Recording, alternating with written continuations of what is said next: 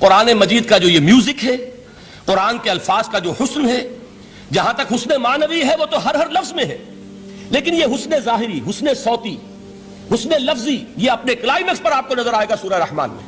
اس کی 4 آیات پر ذرا توجہ کریں گے، عجیب حقائق سامنے آئیں گے۔ جہاں یہ قرآن مجید کے حسن صوت اور حسن لفظی کی معراج ہے، وہیں اس کی پہلی 4 آیات میں 4 چوٹی کی چیزوں کا ذکر ہے، سب سے اونچی چیزیں۔ پہلی آیت کیا ہے؟ الرحمن۔ ایک آیت ہو گئی۔ رحمان کیا ہے؟ اللہ کا نام ہے۔ کبھی آپ نے غور کیا اللہ کے ناموں میں سب سے پیارا نام کون سا ہوگا؟ رحمان۔ کیوں؟ اس کا مادہ کیا ہے؟ رحمت۔ ہمیں سب سے بڑھ کر جس چیز کی ضرورت ہے وہ کیا ہے؟ رحمت خداوندی۔ نام اچھی طرح سن لیجئے اس حضور کی قول کو۔ حضور فرماتے ہیں کوئی شخص جنت میں مجرد اپنے عمل کی بنیاد پر داخل نہیں ہو سکے گا جب تک کہ رحمت خداوندی دستگیری نہ کرے۔ کسی صحابی نے بڑی ہمت اور جرأت کا ثبوت دیا کہ پوچھ لیا کیا حضور آپ بھی؟ جب آپ نے فرمایا کوئی شخص داخل نہیں ہو سکتا جنت میں محض اپنے عمل کی بنیاد پر جب تک کہ رحمت خداوندی جو ہے وہ دستگیری نہ فرمائے۔ پوچھا گیا کیا آپ بھی؟ آپ نے فرمایا ہاں میں بھی۔ آپ اندازہ کیجئے کہ اگر محمد الرسول اللہ بھی رحمت خداوندی کے ضرورت مند ہوں تو تاب دیگراں چہ رسد، ہماری تو سب سے بڑی ضرورت رحمت خداوندی ہے۔ اب یہ رحمت جو ہے قرآن مجید میں اللہ تعالیٰ کی یہ شان 2 الفاظ کے ذریعے سے آتی ہے، رحیم اور رحمان۔ اور کوئی مادہ نہیں ہے جس سے 2 نام بنتے ہوں اللہ کے، لیکن یہ مادہ ہے واحد رحمت کا کہ جس سے رحمان بھی ہے رحیم بھی ہے۔ رحیم صفت مشبہ ہے، رحمت دائم ہو جائے گی، مستقل ہوگی تو رحیم کہیں گے۔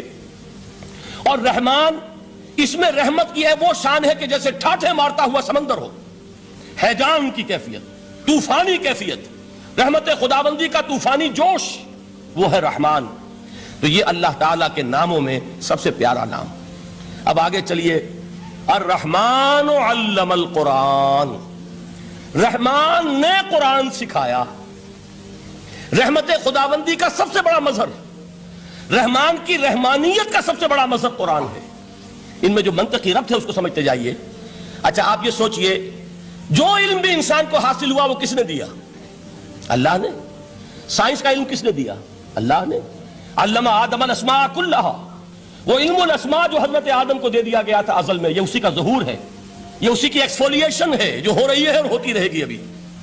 اور دوسرے علم ہے وہ کس نے دیے؟ اللہ نے دیے۔ لا یحیطون بشیء من علمہ الا بما شاء، مخلوق میں سے کوئی اللہ کے علم میں سے کسی شے کا احاطہ نہیں کر سکتا مگر وہ جتنا اللہ دینا چاہے۔ لیکن یہ کہ تمام علوم میں چوٹی کا علم قرآن۔ نوٹ کرتے جائیے، اب چوٹی کی چیزیں جمع کیجئے۔ اللہ کے ناموں میں چوٹی کا نام رحمان۔ اللہ نے جو کچھ انسان کو سکھایا اس میں چوٹی کا علم قرآن۔ خلق الانسان، انسان کو پیدا فرمایا۔ سوال یہ کہ حیوانات کو کس نے پیدا فرمایا؟ آسمان کس نے پیدا کیے؟ زمین کس نے پیدا کی؟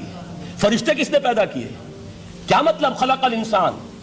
اس کی تمام مخلوقات میں اس کا کلائمیکس، اس کی تخلیق کی معراج، اس کے تخلیق کا نقطہ عروج انسان ہے۔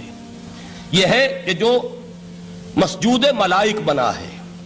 وَلَقَدْ كَرَّمْنَا بَنِي آدَمَ وَحَمَلْنَاهُمْ فِي الْبَرِّ وَالْبَحْرِ وَرَزَقْنَاهُمْ مِنَ الطَّيِّبَاتِ وَفَضَّلْنَاهُمْ عَلَى كَثِيرٍ مِّمَّنْ خَلَقْنَا تَفْضِيلًا۔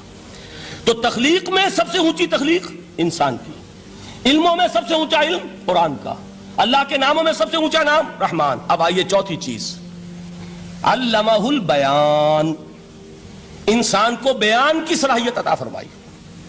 کیا اور کوئی صلاحیت عطا نہیں کی؟ بینائی کس نے دی؟ اللہ نے۔ اسی طریقے سے سماعت کس نے عطا فرمائی؟ اللہ نے۔ کتنی فیکلٹیز ہیں، کتنے ایکسٹرنل آرگنز ہیں سینس کے، کتنے انٹرنل سینسز ہیں جو اللہ نے دیے ہیں۔ لیکن یہاں بھی سمجھ لیجئے جتنی فیکلٹیز ہیں ہیومن فیکلٹیز، ان میں ٹاپ کی فیکلٹی جو ہے وہ اسپیچ ہے، کلام ہے، بیان ہے۔ جن لوگوں نے میڈیکل سائنس کا مطالعہ کیا ہے وہ جانتے ہیں کہ یہ برین ہے، ہیومن برین، اس برین میں جو وہ اوپر ایک زرد سا مادہ ہوتا ہے، گرے میٹر، اس کی ایک کوٹنگ ہوتی ہے، یہ ہائیسٹ ایوالوڈ فارم ہے، اور اس میں سب سے بڑا رقبہ جو ہے وہ سپیچ سینٹر کہلاتا ہے۔ اسی لیے انسان کو حیوان ناطق کہتے ہیں۔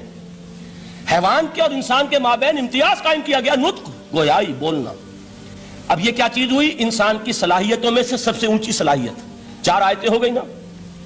اللہ کے ناموں میں سب سے چوٹی کا نام رحمان، اس نے جو علوم پیدا کیے ان میں چوٹی کا علم قرآن، اس نے جو مخلوقات پیدا فرمائی ان میں چوٹی کی مخلوق انسان، انسان کو جو صلاحیت اور استعدادات عطا فرمائی ان میں چوٹی کی استعداد بیان. جمع کیجئے نتیجہ کیا نکلے گا؟ وہ نتیجہ ایک حدیث نبوی کی شکل میں سامنے آتا ہے.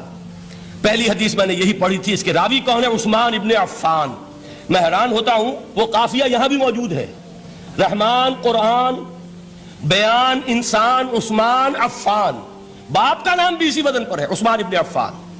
عن عثمان ابن عفان رضی اللہ تعالی عنہ قال قال رسول اللہ صلی اللہ علیہ وسلم، حضرت عثمان شہید مظلوم ذو النورین رضی اللہ تعالی عنہ فرماتے ہیں کہ اللہ کے رسول صلی اللہ علیہ وسلم نے فرمایا خیرکم من تعلم القرآن وعلمہ، تم میں سے بہترین لوگ وہ ہیں جو قرآن سیکھیں اور سکھائیں.